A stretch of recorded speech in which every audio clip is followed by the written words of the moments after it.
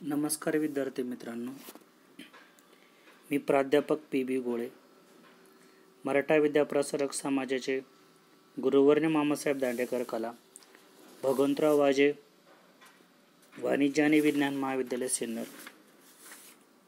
Advance accounting and taxation, M.Com second semester third, chapter 2 audit of limited company याला आपण सुरुवात केलेली आहे. मागील लेक्चरमध्ये मेंटेनन्स ऑफ कॉस्ट रेकॉर्ड पासून तर फ्रॉड नोटीस फॉर रिपोर्टेड पर्यंत जे काही कारो आहे यांच्या ज्या काही matters include in audit report as per CARO 2003 हे आपण बघितलं. त्यानंतर प्रॉफिट ऑफ डिव्हिज्युअल प्रॉफिट याची कन्सेप्ट ऑफ डिव्हिडंड आणि मिनिंग ऑफ डिव्हिडंड इथपर्यंत आपण आलो होतो. त्यानंतर पुढील पार्ट आपला आहे auditors duty with regards to payment of dividend. First आहे त्यामध्ये examination of memorandum and articles of association. Payment of dividend संदर्भामध्ये ऑडिटरच्या ज्या ड्युटीज आहेत या ड्युटीज आपण यामध्ये बघत आहोत. त्यामध्ये फर्स्ट आहे examination of memorandums and articles of association.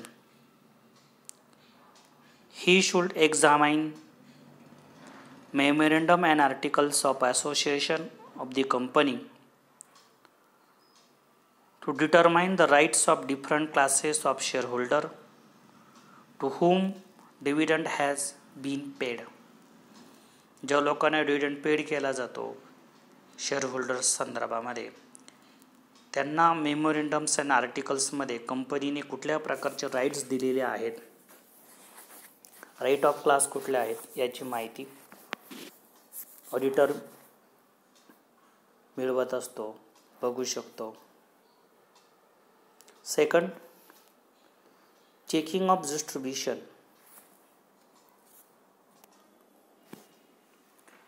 Auditor must see that dividend is distributed out of revenue profit and not out of either capital profit और कॅपिटल इज सेल्फ. प्रॉफिट जो आहे हा रेव्हेन्यू प्रॉफिटमधून दिला जातो, तो capital प्रॉफिटमधून किंवा कॅपिटल्समधून दिला जात नाही. ऑडिटर जे आहे हे बघत असतो की प्रॉफिट जो डिस्ट्रीब्यूट केलेला आहे तो रेव्हेन्यू प्रॉफिटमधून केला आहे का. Third one, checking of computation. He must check computations of profit appropriate for payment of dividend. appropriate जे पेमेंट आहे हे डिव्हिडंडसाठी केलेलं आहे का, जो काही प्रॉफिट झालेला आहे त्याचं कॉम्प्युटेशन देखील करतो. Four one, verification of minutes book. He must verify minutes book of the aboard meeting to ensure that rate of dividend has been recommended properly in such meeting. Minutes जे आहे कंपनीच्या सभांचे यामध्ये dividend वाटपा संदर्भामध्ये काही recommend झालेले आहे का, सूचना झालेल्या आहेत का, चर्चा झालेली आहे का या संदर्भातील माहिती तो मिळवतो. Fifth, checking list. He should check the dividend list with the registers of member. Registers of members आहेत यांना दिलेले जे काही लिस्ट आहे डिव्हिडंडच्या त्या देखील तो चेक करतो. 6.1, checking compliance of provision. He must see that dividend has been paid within the term of clause 88 of article of association. Article of असोसिएशनच्या कलम 88 नुसार dividend has been paid within the term of clause या संदर्भातील माहिती तो मिळवत असतो. Next one, Verification of depreciation. Auditor must also verify that depreciation has been duly provided for before profit is appropriate for payment of dividend. Auditor जो आहे विभिन्न प्रकारचे जे डेप्रिशिएशन आहे हे करण्यासाठी जे काही अप्रोप्रिएट जे प्रॉफिट आहे या प्रॉफिटचा वापर करून उरलेला जो भाग आहे हा डिव्हिडंडसाठी पेमेंट केलेला आहे का हे देखील चेक करतो. Verification of posting. Auditor also should verify that dividend warrants are posted within 30 days of its declaration in the annual general meeting. जे भागधारक कंपनीपासून दूर राहतात किंवा भागधारक विखुरलेले असतात त्यामुळे भाग विक्री करत असताना जे काही शेअर सर्टिफिकेट असतं त्याला डिव्हिडंड वॉरंट जोडलेले असतात. डिव्हिडंड डिक्लेअर झाल्यानंतर हे डिव्हिडंड वॉरंट शेअरहोल्डरनी बँकेमध्ये सादर करून डिव्हिडंड मिळवायचा असतो. यासाठी अशा लोकांना 30 दिवसाच्या आत पोस्टाने जे डिव्हिडंड वॉरंट आहे याचे डिक्लेरेशन या ठिकाणी जे आहे व्हेरिफिकेशन आहे हे पाठवावं लागतं. ते 30 दिवसाच्या आत पाठवले आहे का याची खात्री देखील या ठिकाणी ऑडिटर करतो. Verification of amount of declaimed dividend. The amount of unclaimed dividend should be verified with the dividend account, bank passbook and undelivered dividend warrant. The amount of unclaimed dividend should be verified with the dividend account, bank passbook and undelivered dividend warrant. Next one, transfer of account. Auditor must ensure that the amount standing is unclaimed dividend account is properly transferred to education and protection fund.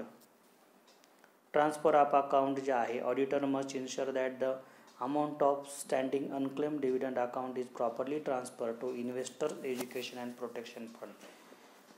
काही dividend हे unclaim असतात.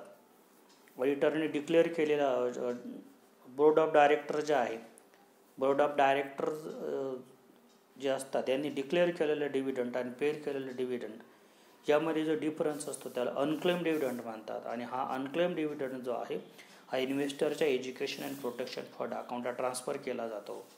तो देखील या ठिकाणी बघितला जातो. Next one, procedure for C part आपला आहे procedure for verification of payment of dividend.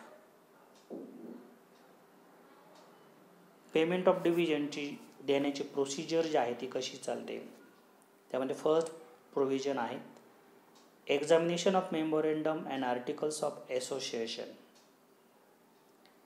एक्झामाइन company memorandum and articles of association to see the dividend right of difference class of shares. कंपनीचं मेमोरेंडम आहे आर्टिकल्स आहे यामध्ये dividend देण्यासंदर्भातील जे काही class असतील rights असतील याचं चेकिंग करणं. Ensuring compliance of provision. See the provision of section 205 while appropriation of profit for payment of dividend and also provision of section 2052A while transferring the profit to reserve.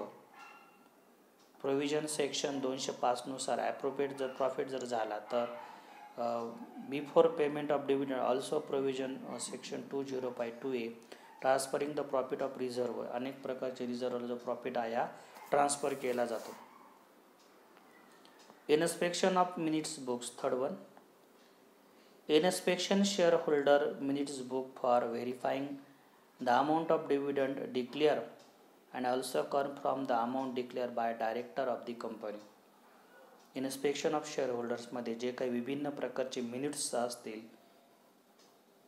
Dividend संदर्भात याचं declaration जे आहे हे बघितलं जातं.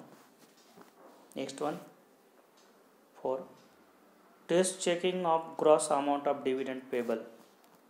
The test check of calculation of gross profit amount of dividend payable for each shareholder and the amount deductible as income tax.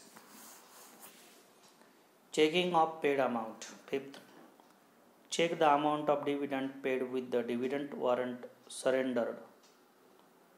Reconcile the amount of dividend warrant outstanding with dividend bank account balance. 6.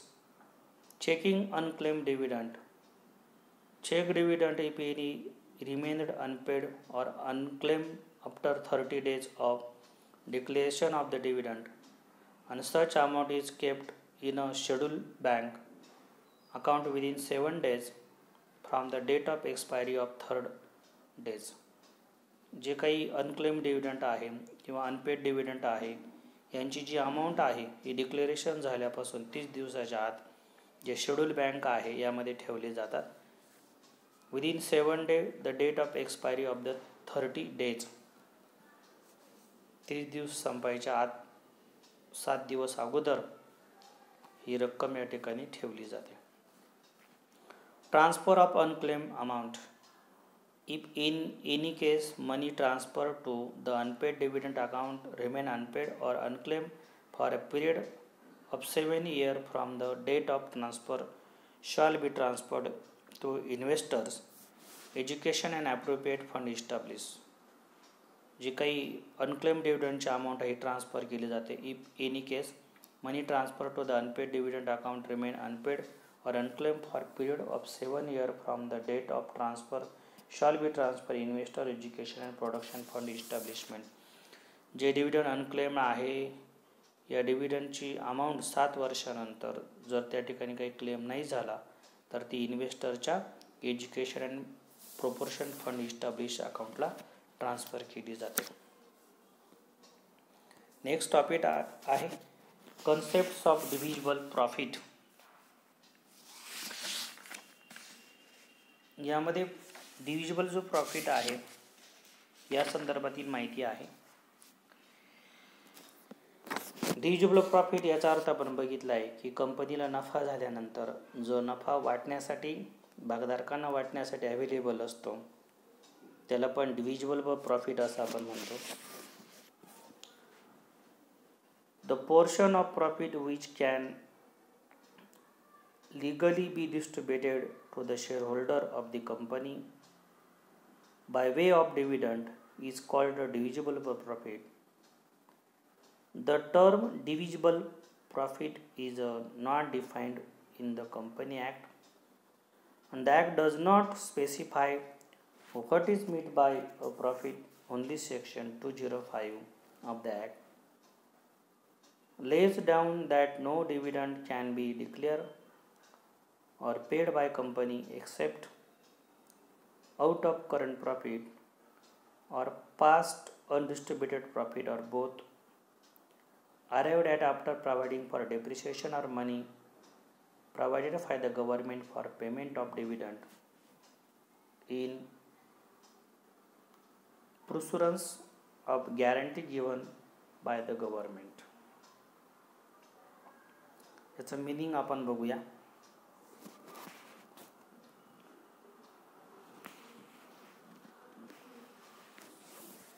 Divisible profit is the part of the true profit of company which is available for distribution among the shareholder.